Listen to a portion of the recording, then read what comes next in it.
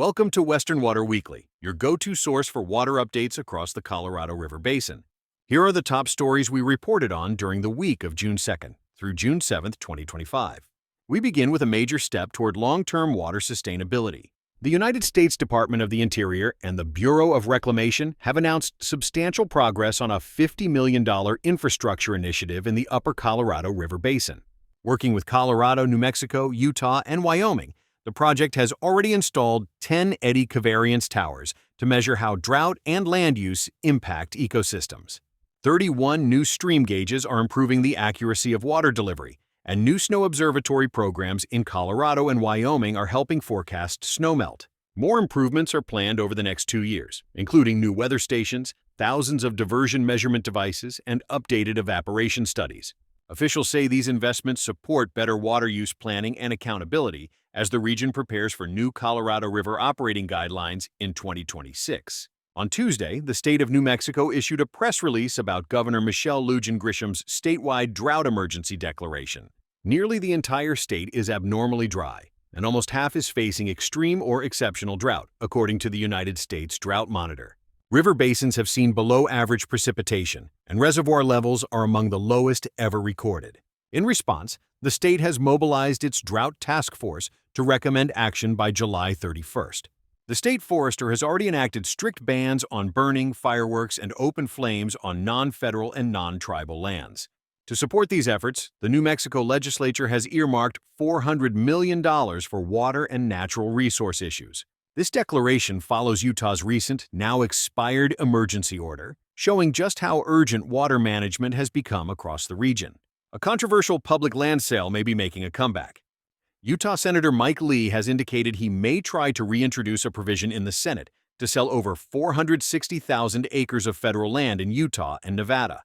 The provision was previously removed from a House spending package after bipartisan opposition, including from Montana's Ryan Zinke. The proposal would have allowed counties and local water agencies to purchase Bureau of Land Management lands for new infrastructure projects, including a reservoir, road expansions, and an airport upgrade in St. George. Opponents call it a land grab, while supporters argue it is vital for growth and development on already disturbed land. As the budget bill moves to the Senate, all eyes are on whether the controversial measure will return, and what that might mean for federal lands in the West. In Southern California, the Agua Caliente Band of Cahuilla Indians has reached a landmark water rights settlement with the Coachella Valley Water District and the Desert Water Agency.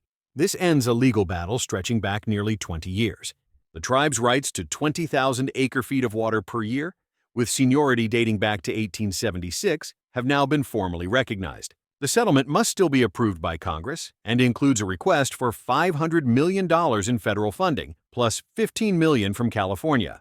Among its provisions, groundwater users on reservation lands will no longer face double charges. The settlement also replaces a county property tax with a new tribal tax, allowing the tribe to invest directly in water infrastructure and services. The parties will jointly manage the Coachella Valley Aquifer moving forward, offering a model for future cooperation on tribal groundwater rights. On Friday, the Bureau of Reclamation announced a $1.1 million investment to help the Colorado River Indian tribes assess and modernize their irrigation system.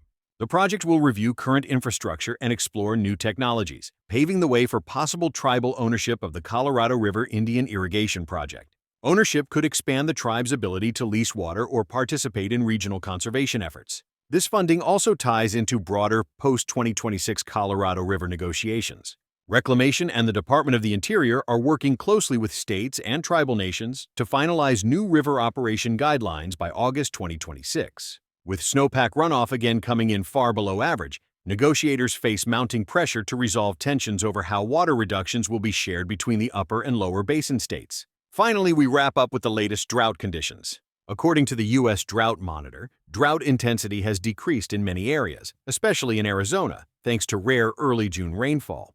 Some regions received as much as 2 inches, improving drought status in Maricopa, Pima, and Yavapai counties. Southeastern Arizona also saw upgrades, with the worst drought category downgraded thanks to recent storms. Colorado and Wyoming saw modest improvements too, following consistent late spring precipitation. However, the news was not all good. Central and northeastern Utah experienced worsening conditions due to poor soil moisture and weak stream flows. Nevada and California saw a little change as they enter their driest season of the year. Looking ahead, the Climate Prediction Center forecasts a hot, dry pattern for much of the West, though the Rocky Mountains and Great Plains may see above normal rainfall. With extreme heat on the horizon, any drought relief may be short-lived. And that wraps up this week's report for June 2nd through June 7th.